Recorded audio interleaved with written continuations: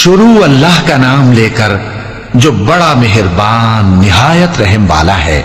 جو لوگ کافر ہیں یعنی اہل کتاب اور مشرک، وہ کفر سے باز رہنے والے نہ تھے یہاں تک کہ ان کے پاس کھلی دلیل آ جائے، یعنی اللہ کا ایک پیغمبر جو پاک اوراق پڑھ کر سناتا ہے جن میں مستحکم آیتیں لکھی ہوئی ہیں، اور اہل کتاب جو فرقوں میں بٹے ہیں تو دلیل واضح کے آنے کے بعد ہی بٹے ہیں، حالانکہ ان کو حکم تو یہی ہوا تھا کہ اللہ کی عبادت کریں، اطاعت کو اسی کے لیے خالص کرتے ہوئے یکسو ہو کر، اور نماز قائم کریں اور زکوٰۃ دیں، اور یہی مضبوط اصولوں والا دین ہے۔ جو لوگ کافر ہیں یعنی اہل کتاب اور مشرک، وہ دوزخ کی آگ میں پڑیں گے اور ہمیشہ اسی میں رہیں گے۔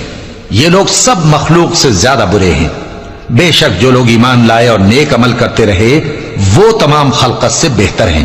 ان کا صلہ ان کے پروردگار کے ہاں ہمیشہ رہنے کے باغ ہیں جن کے نیچے نہریں بہ رہی ہیں، ہمیشہ ہمیشہ ان میں رہیں گے۔ اللہ ان سے خوش اور وہ اس سے خوش۔ یہ صلہ اس کے لیے ہے جو اپنے پروردگار سے ڈرتا ہے۔